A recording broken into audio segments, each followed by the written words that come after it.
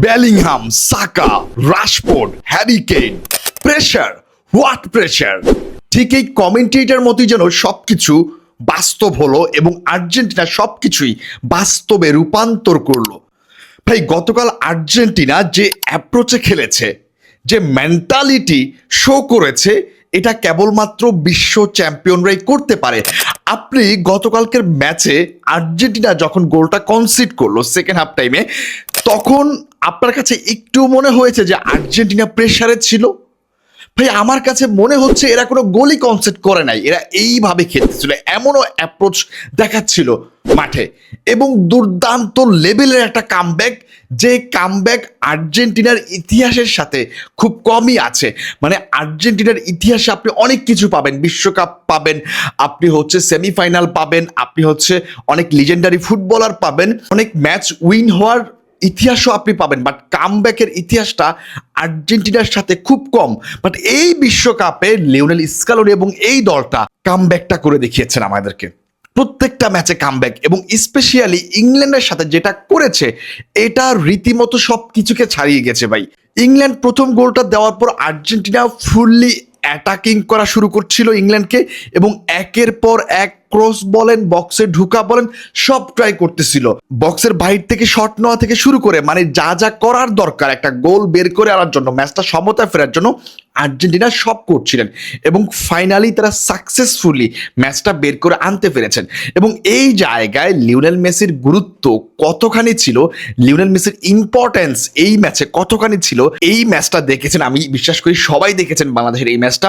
But specially যারা Lionel মেসির উপর ফোকাসটা রেখেছেন তারাই বুঝতে পারবেন যে এই 39 বছর বয়সী এই বুড়ো লিওনেল মেসি কি পরিমাণ পারফর্ম করেছেন লাস্ট ম্যাচে।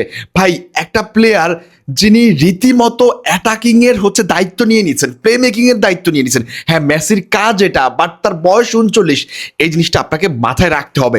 এবং গতকালকে 2টা গোলের অ্যাসিস্ট এই মানুষটাই ভাই, লিওনেল মেসি। এবং অ্যানজো ফার্নান্দেসকে দিয়ে যে প্রথম গোলটা করিয়েছেন লিওনেল মেসি, ভিতরে ঢুকেছিলেন, ডি বক্সের একদম হচ্ছে সাইড দিয়ে ভিতরে ঢোকা ট্রাই করছেন। পরবর্তীতে তিনি যখন দেখলেন যে অ্যানজো ফার্নান্দেস ফ্রি অবস্থায় আছেন, তিনি আবারও টার্ন ব্যাক করলেন এবং ওই জায়গা থেকে বক্সের সামনে একদম অ্যানজো ফার্নান্দেসকে পাসটা করেছেন। এবং অ্যানজো ফার্নান্দেস ওই জায়গা থেকে একদম কর্নারে একদম ক্লিনিক্যাল একটা ফিনিশ করেছেন, ক্লিনিক্যাল একটা শট রেখেছেন। ভাই, এই জিনিসগুলো আসলে বিগ প্লেয়ার ছাড়া সম্ভব না। এই যে অ্যানজো ফার্নান্দেসকে 120 মিলিয়ন দিয়ে চেলসি কেন কিনেছে জানেন? এই জন্যই কিনেছে, এরা এমন প্লেয়ার, এরা এমন টাইপের ফুটবলার, এরা যে কোনো মুহূর্তে গেমটাকে চেঞ্জ করে দিতে পারে। এবং সেটা গতকালকে অ্যানজো ফার্নান্দেস করেছে তার ওই দুর্দান্ত গোলটির মাধ্যমে। সেকেন্ড গোলটার কথা যদি আমি বলি, তাও লিওনেল মেসির অ্যাসিস্ট ছিল।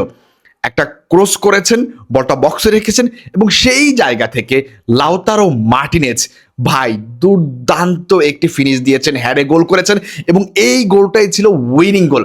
দেখুন, লাউতারো মার্টিনেজকে নিয়ে আমরা অনেক কথা বলেছি, সে জাতীয় দলে আসলে গোল পায় না, বাট ফাইনালি লাউতারো মার্টিনেজ প্রমাণ করেছেন যে সে ওয়ার্ল্ডের সেরা স্ট্রাইকারদের ভিতর একজন। এবং সেটা তিনি আর্জেন্টিনার হয়ে লাস্ট 2টা ম্যাচে 2টা গোল করে সেটা প্রমাণ করেছেন। বিশেষ করে ইংল্যান্ডের সাথে যে উইনিং গোলটা ছিল, এটার বাই কি মহত্ব, এটার কি গুরুত্ব, এটা আসলে আপনাকে বুঝাইতে পারবো না। আজ থেকে 50-40 বছর পর যখন আপনি ফুটবল খেলা দেখতে বসবেন, তখন আপনি বুঝবেন যে লাউতারো মার্টিনেজের ওই গোলটা কতটা গুরুত্ব ছিল এই সময়টাতে।